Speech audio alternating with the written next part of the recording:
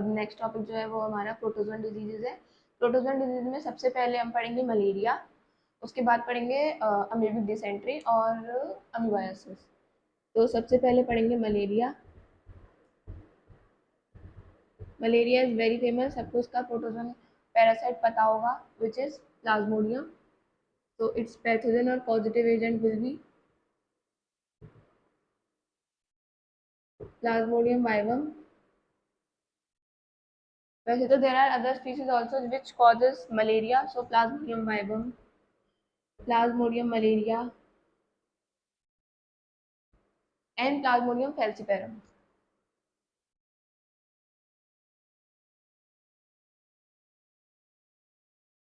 There is a special point with Plasmodium falciparum which is given in your NCERT, that Plasmodium falciparum is responsible for causing malignant malaria, which is very fatal. Malignant malaria means the property of a parasite to change its location, going from one place to another in your body, causing infection. So that kind of malignant malaria is caused by Plasmodium falciparum. So Plasmodium falciparum causes malignant malaria.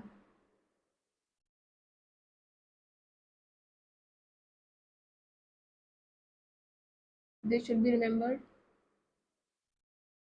clearly even in NCERT. ठीक है। अब malaria को understand समझने के लिए हम पहले Plasmodium की लाइफ साइकिल के बारे में पता होना चाहिए। तो प्लाज्मोडियम की लाइफ साइकिल होती कैसी है? Plasmodium enters our body in sporozoite stage. Clear cut sporozoite word दिया हुआ है, आपको पता होना चाहिए कि किस स्टेज में एंटर कर रहा है। सो क्वेश्चन आ जाता है बहुत सारे इसके फॉर्म्स देके, जो कि हमारे एनसीईआरटी में तो नहीं दिए हुए हैं बट दे आर देयर। तो हमें पता होना चाहिए कि that it enters our body via sorry in its sporozoite stage. Plasmodium enters our body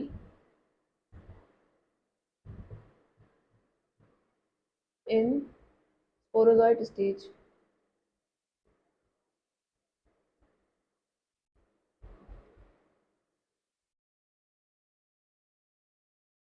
अब ये एंटर करता कैसे है? देखिए, पहले आपको किसी फीमेल एनोफिलिस या female anopheles is the vector और ट्रांसमिशन मोड ऑफ ट्रांसमिशन।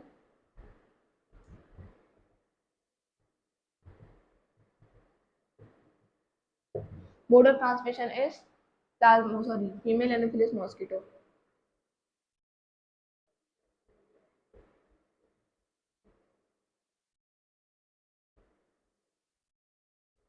ठीक है। Aedes is for dengue. ठीक है। तो प्रोटोजोन डिजीज में हम mode of transmission female anopheles. ठीक है। अब फीमेल एनोफिलिस ने आपको बाइट किया, this is your beautiful hand, इस पे फीमेल एनोफिलिस ने बाइट किया, तो इसने क्या किया, स्पोरोजोइट स्टेज के फॉर्म में इसने प्लाज्मोडियम को रिलीज कर दिया, क्योंकि ये वेक्टर है तो Plasmodium lives on female Anopheles. अब इसने बाइट किया आपको, so through the bite of female Anopheles mosquito Plasmodium enters as sporozoite stage in your blood.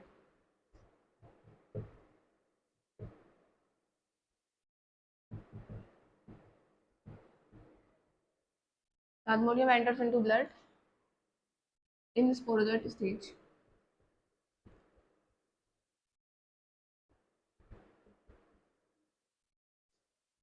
अब क्या होगा? Plasmodium will not live in your red blood cell और in the blood, rather it will migrate to liver cells. क्योंकि अगर वो blood में हुआ तो उस टाइम पे जो मैक्रोफेजेस होते हैं और जो भी हमारे ल्यूकोसाइट्स होते हैं, लिम्फोसाइट्स होते हैं, वो इसको उधर ही उधर डिस्ट्रॉय कर देंगे। It will not be able to grow and infect your body. So what happens, it migrates to the liver cells for that purpose. Now this migrates to liver cells. What happens then? It grows asexually there, divides asexually.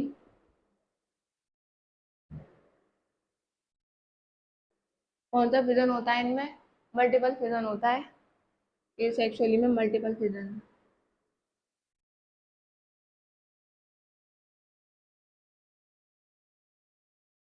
ये हमें पता होना चाहिए कि ये कौन सा type का डिवीजन शो करता है प्लाज्मोडियम।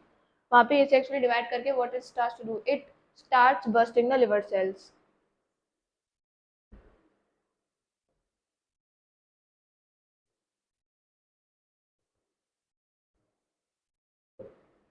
लिवर सेल्स बर्स्ट करने के बाद it enters RBC.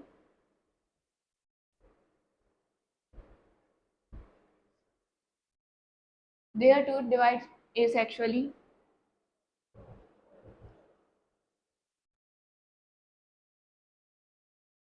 and causes its rupture.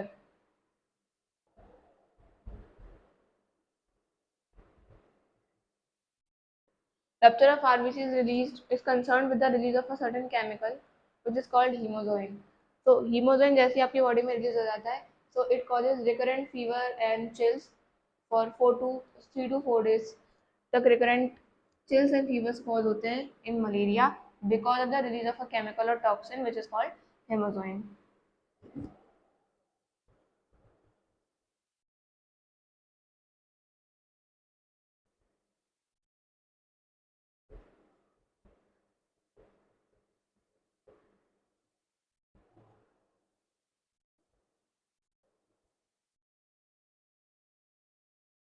Hemozoin is released when RBC is ruptured.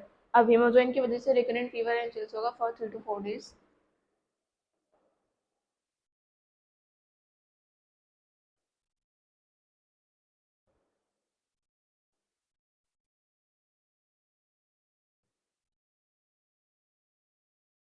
ये इसका सिग्निफिकेंस है। अब क्या होगा, इसने बर्स्ट करना शुरू कर दिया आरबीसी को। अब ये क्या करेगा, एक सेक्सुअल स्टेज पाएगा, it will form gametocytes by reproducing sexually. Plasmodium forms gametocytes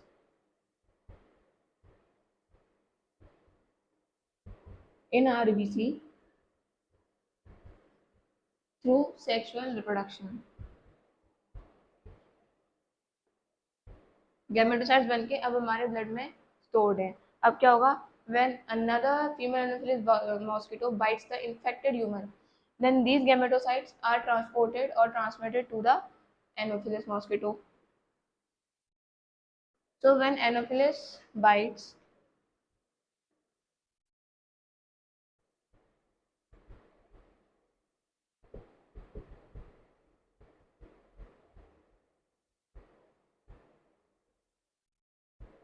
gametocytes are transported in its gut.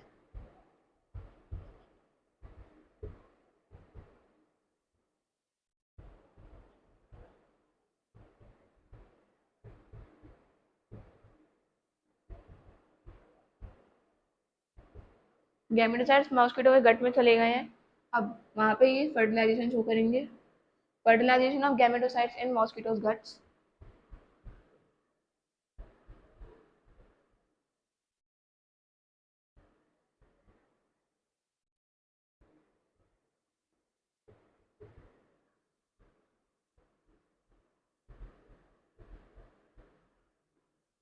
Mosquito के गट में फर्टिलाइजेशन हुआ। फर्टिलाइजेशन होने के बाद क्या हुआ, ऑब्वियसली लार्वा बनेगा या जाइगोट बनेगा, स्पोरोजाइट स्टेज बन जाएगी इसके बाद।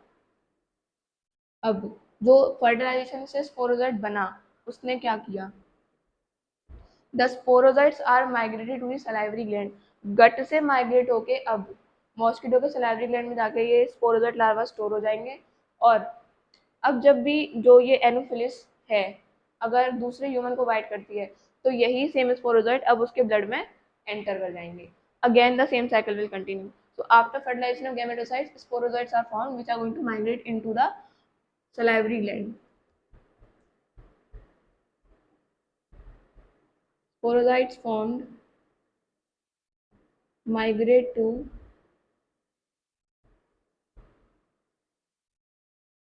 salivary gland of mosquito.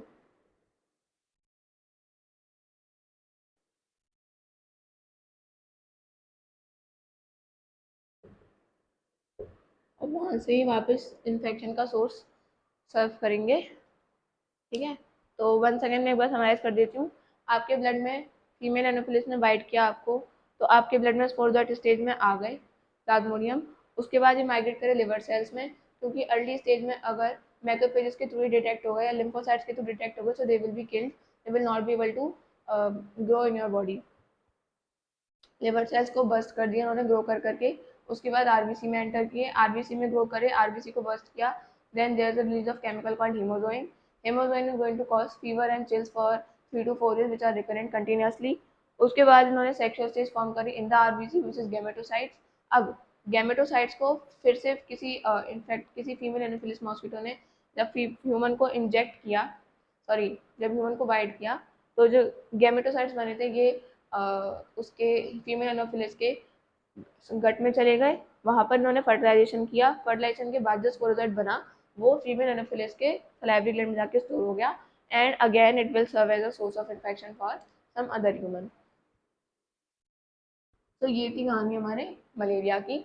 Malaria में भी वीकनेस होगी, टायर्डनेस होगी, हेडेक होगा और recurrent fever and chill for 3 to 4 days, ये तो होना ही होना है।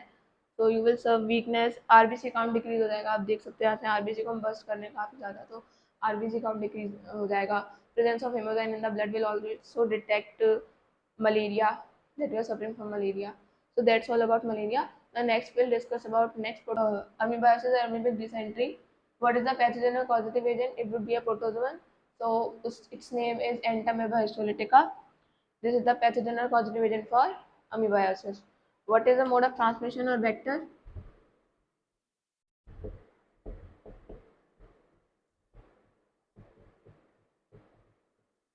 Here mode of transmission is housefly. It is going to serve as a mechanical vector or carrier. Housefly as mechanical carrier. Now what it does, it is going to transmit the pathogen from the stool or from the feces of infected person to the food, and it will going to contaminate the food and water. So contaminated food and water will serve as source of this disease amoebiasis. But what is the story behind this? That housefly is going to serve as a mechanical carrier. It is going to transmit the pathogen from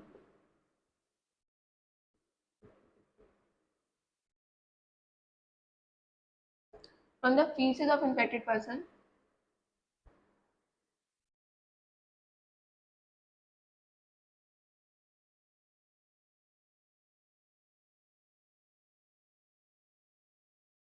to contaminate the food and water.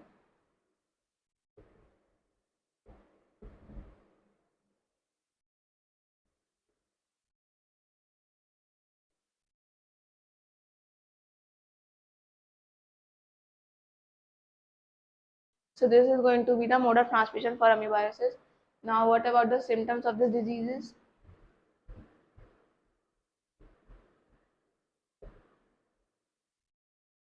Symptoms में abdominal pain,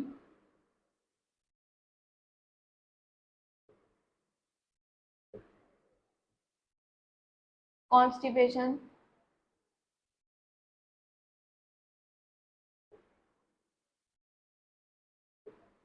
constipation के बाद जो सबसे ज़्यादा significant और most important की feature इस disease का होता है, it is stools with excessive mucus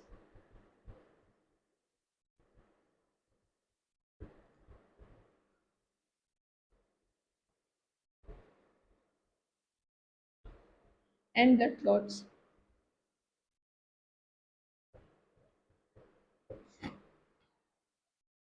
ये होते हैं इसके सिम्टम्स। सबसे ज़्यादा सिग्निफिकेंट यही वाला होगा क्योंकि की फीचर है ये। दूसरी बात, ये सारे सिम्टम्स आपके एब्डोमिनल रीजन में ही क्यों हैं? Because Entamoeba histolytica is a parasite of large intestine, so you should also know this. Entamoeba histolytica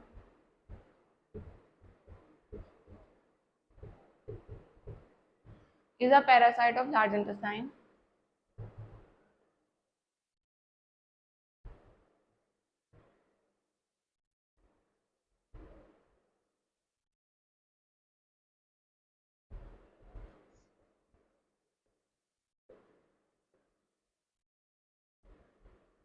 small intestine वाला कौन सा था? सैल्मोनेला टाइफी, टाइफाइड का पॉजिटिव एजेंट वो स्मॉल इंटेस्टाइन का था। लार्ज इंटेस्टाइन का कौन है? Entamoeba histolytica. ये ध्यान होना चाहिए, इसको आप याद कर लो कॉन्स्टिपेशन से एंड स्टूल से, बिकॉज जनरली ये वर्क किसका होता है? लार्ज इंटेस्टाइन का। So these symptoms are concern with large intestine. As a result your pathogen which is entamoeba histolytica is a parasite of large intestine, ठीक है। और what is the source of this disease? Contaminated food and water is the source of this disease. और बाकी इसमें transmission के लिए कौन help करता है? House fly. House fly is going to serve as a mechanical carrier to transmit the pathogen from feces of infected person to contaminate the food and water, which further serves as a source of infection for this kind of disease. So that's all about amoebiasis. अब next हम discuss करेंगे helminthic and fungal disease whatever are remaining.